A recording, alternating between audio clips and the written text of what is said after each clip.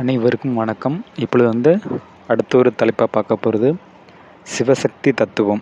அதாவது சைவ சித்தாந்தம் வேதாந்தத்தில் இல்லாத சிவ தத்துவத்தை பற்றி சிறப்பாக கூறியிருக்கிறது. அதாவது சிவ தத்துவம் சுத்த வித்தை, மகேஸ்வரன், சாதாக்கியம், விந்துநாதங்கள் என்ற 5 பிரிவை உடையது. சிவ தத்துவத்தை பிரேரக காண்டம் என்பர். அதாவது சிவ தத்துவத்தின் பிரேரகப்படி அதன் கீழான ஆத்ம தத்துவம், அதாவது 24ம் வித்யா தத்துவம் 7ம் சேர்ந்து, ஆத்ம தத்துவம் 24, வித்யா தத்துவம் 7ம் சேர்ந்து 31 தத்துவங்களும் தொழில்படும் என்று பொருளாகும். சாதாக்கிய தத்துவத்தில் மனிதன் காரண தேகம் உள்ளது. மனிதனின் ஆசைகள் உருவ மாயமான உலகத்தை பற்றி கொள்கிறது. மனிதனின் ஆசையானது அண்ட சராசரங்களில் வியாபித்திருக்கும் சிவசக்தியுடன் பற்றுதல் கொண்டால் சாதாக்கிய மண்டல அருவான விந்துநாதங்கள் தொழிற்பட துவங்கும். அதாவது அது சதாசிவமூர்த்தியின் மேல் நோக்கிய ஈசான முகமாகும். இந்த ஈசான முகத்தின் ஆற்றல்தான் சதாக்கிய மண்டலவாசிகளான அணு சதாசிவர்கள், அதாவது உலகை ரட்சித்து வருகிறார்கள். இதனால் அண்டத்தில் வியாபித்திருக்கும் அணுக்களை உலகை ரட்சிக்கும் விதமாக அணு சதாசிவர்கள் என்று அணுசக்திக்கு பெயரிட்டும் இருக்கிறார்கள். சிவம் என்பது அண்ட சராசரத்திலும் வியாபித்து இருக்கும் மகாசக்திக்கும் நமது ஞான சித்தர்கள் வைத்த பெயராகும். அதாவது சிவம் என்பது ஓர் உருவமோ ஓர் தேவனோ அல்ல, அண்டத்தில் பரவி கிடக்கும் பிரபஞ்ச சக்தியில்தான் சிவம் என்கிறோம். தென்னாட்டினர் சிவம் என்று அழைக்கிறார்கள், அதாவது சிவம் என்று அழைத்தார்கள். உலகின் மற்ற பகுதி மக்கள் அச்சக்தியை இறைவன் என்கிறார்கள். அதனால்தான் மாணிக்கவாசகர் தென்னாடுடைய சிவனே போற்றி, எண்ணாவற்றவர்க்கும் இறைவா போற்றி என்று போற்றி திரு அகவலில் பாடி இருக்கிறதை நாம் கவனிக்கவும். ஈசானன், அதாவது ஈச் பிளஸ் ஆனன், ஆளுதற்குரிய மேல்நோக்கிய முகமான விந்துநாதங்களை முகமாக கொண்டு இருப்பவன் என்று பொருள். ஆ என்பது விந்து, ஊ என்பது நாதம் என்று சொல்லப்படும். ஆ என்பது 8, ஊ என்பது 2, ஆ ஊ = 8+2 நாத விந்துக்கள். அதாவது சிவசக்தியின் மகாசக்தியை, சிவத்தின் மகாசக்தியை, அதாவது சிவத்தின் மகாசக்தியை குறிக்கும்.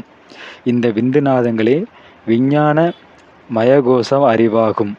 இந்த வகையின் சிரசுக்கு மேலே விந்துநாத அறிவு வெளிப்பட்டு சிறப்படைந்தால் 36 விதமான தத்துவங்களையும் ஞான யோக நிலையில் அறிய முடியும். அதாவது என்னன்னா, விந்துநாதங்களே விஞ்ஞான மயகோச அறிவாகும்.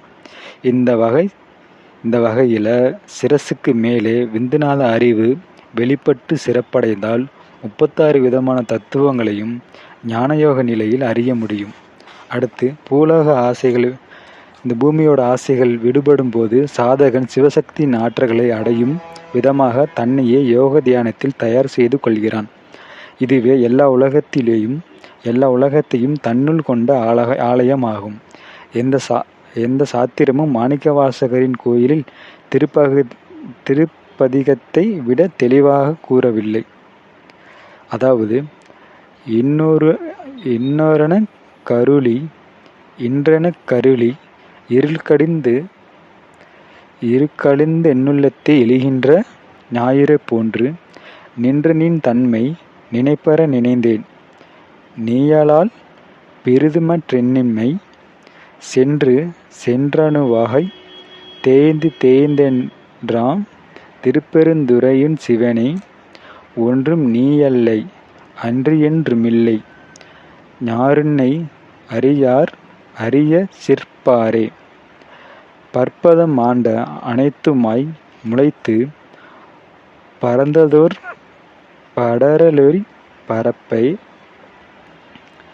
நீருளுந் தீயே நினைவதேல் அறிய நின்னருள் வெள்ளச் சீரும் சிந்தையெழுந்தோர் தேனே. திருப்பெருந்துறையுரை சிவனே, யாருற வெனக்கின் கரையால் உள்ளார் ஆனந்தம் ஆக்குமேன் ஜோதி. அதாவது கோயில் திருவிருத்தம் என்ற பகுதியில் திருவாசகத்தில் பாடியிருக்காரு. நான் உங்களுக்கு இந்த பாடலை நான் உங்களுக்கு பிக்சரில் போடுறேன், நீங்கள் அது தெளிவுபட்டிருக்குங்க.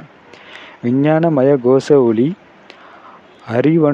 அறிவணுவாகும், அதாவது அறிவணுகளாகும். வினைக்கு ஈடான தேகம் அன்னமய கோஷமாகும்.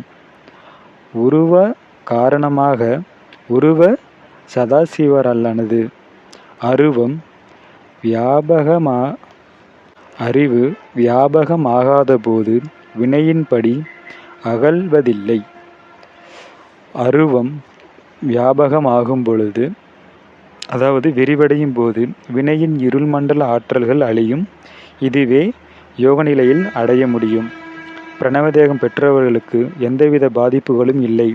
மாணிக்கவாசக பெருமான் பிரணவதேகம் பெற்றவர், வள்ளல் பெருமான் பிரணவதேகம் பெற்றவர். அதனால் அவர்கள் சிவனுடன் வசமாகி விடுகிறார்கள். அகண்ட சிவத்தின் ஆற்றலை பெற்று இத்தகையர்கள் முத்தொழிலையும் செய்யும் வல்லமை ஆகிறார்கள். காத்தல், படைத்தல், அழித்தல் என முத்தொழில். இத்தகையோர் உலகை நடத்துபவர்களாகிறார்கள். ஞானிகளும் சிவகுருவார்களும் அருள் புரிவார்கள். இத்தகைய சாதாக்கிய மண்டலவாசிகளே உண்மையான அடியார்கள் கூட்டமாகும். இவ்வுலகில் உள்ள கஷேதாரிகள் அல்லார் என்பதை அறியவும்.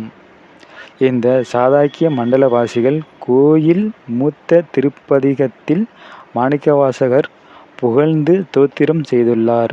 அதாவது தகுதியுடைய சீடர்களும் என்றும் உதவுமாறு குரு சந்தான பரம்பரையை அளிக்கிறதே அனுகிரகம் செய்கிறார்கள். சீரார் பெருந்துரையன் தேவன் அடி போற்று என்று சிவபுராணத்தில் மாணிக்கவாசக பெருமான் சொல்லுவார். இதே மாதிரி நம்ம அடுத்த ஒரு தலைப்பில் சந்திப்போம். இதே சிவசக்தி தத்துவத்திலே நம்ம 2ஆம் பாகமாகவும் பார்ப்போம். நன்றி, வணக்கம். ஏதேனும் சந்தேகங்கள் இருந்தால் நீங்கள் கமெண்ட் பாக்ஸில் தெரிவிக்கலாம்.